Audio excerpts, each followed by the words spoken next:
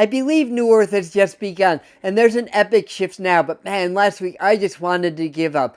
The stress, the suffering, the politics. I mean, I put so much energy out there, and for what? Things just seem to be keep getting worse. And I was questioning everything, my own spirituality, my own predictions. But last week I went down to the creek to meditate, and oh my God, I felt this incredible new wave of light illuminating the collective field, sweeping over everything.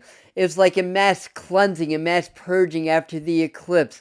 And I knew that a brand new energy just swept through. And I knew, as bad as things are, that a new light has arrived, a new light has begun. And though it won't be easy, we are in a brand new dawn now, new higher frequencies. And over the next several months, we'll begin to see more and more signs of hope. But it still won't be easy as well. It won't be easy as the old structures have to fall. So I got some channeled information for us when I was meditating that they wanted us to share. New Earth has just begun. Epic shifts are happening, and they gave me 3 essential practices for what to work on. So here they are. Firstly, this new energy is a higher frequency affecting the Earth and the collective.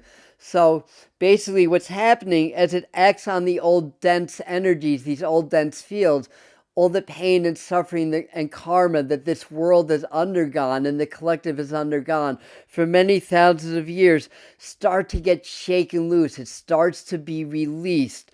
It's old karma, it's trapped, and it's old suffering. So it will be tough because as this stuff gets released, it creates a lot of stress, a lot of tension, and a lot of negative emotions. But that's part of the process of it being released back to the collective field.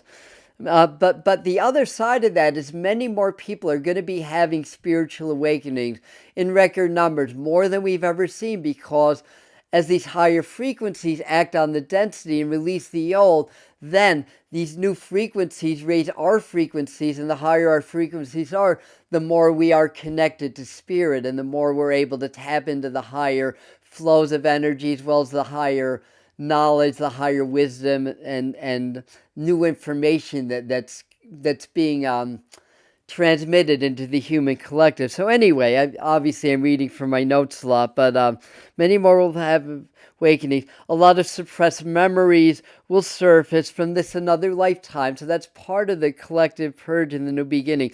But new spiritual gifts are going to surface, and but understand this, that these new frequencies of New Earth do not support the old dense frequencies of the old Earth. So in order to ascend, you must release old baggage, old karma associated with old Earth. And so where was I? Let me grab some water. We are live and edited.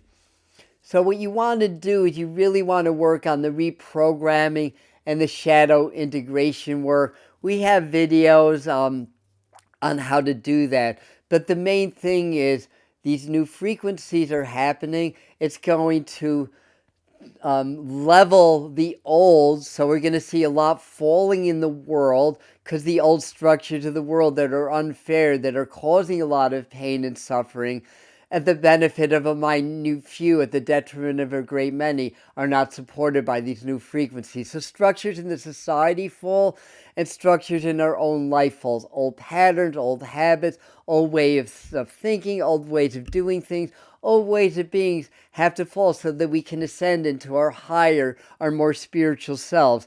So, bottom line is, you can't carry this old baggage of old Earth into these high frequencies of New Earth. They have to be let go of now. You can't let go of what you don't integrate first. So do the shadow integration exercise. I'll even post a video above for you so you can work on that. So let these old frequencies go, raise your vibration, and start doing these 3 things. The first thing is practicing presence and meditation. Do mindfulness meditation. In other words, focusing on your breath and your body. So every day, do a little bit of meditation where you're not thinking. You clear your mind, you clear your thoughts, you're engaged in your breath, and you're just present in the now, present in the moment. And once you lock into the present moment, you'll get a rush of energy. It's like transitioning into a new consciousness, into a new frequency. So do that. And the difference between present practice and meditation is you just take your meditation into the world with you. So every time you think about it, just stop your thoughts and be aware of your breath, be aware of your body, and be aware of everything and focusing on nothing. And as you inhale, feel your body gently expanding and your aura gently expanding. And as you exhale, feel it gently contracting. That's going to allow you to hold your presence longer.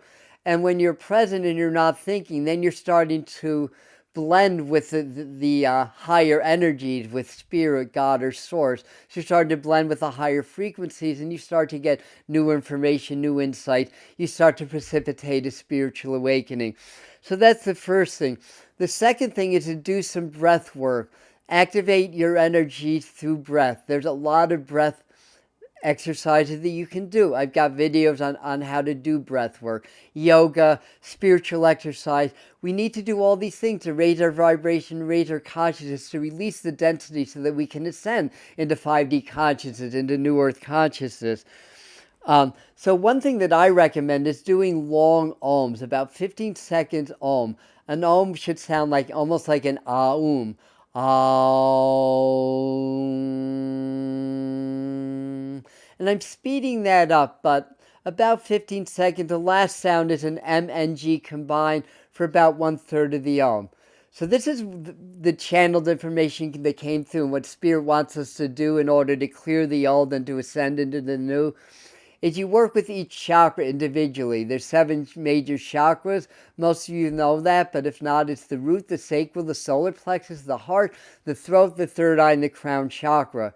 So you want to do is work with one chakra at a time. Get very relaxed and start doing your ohms.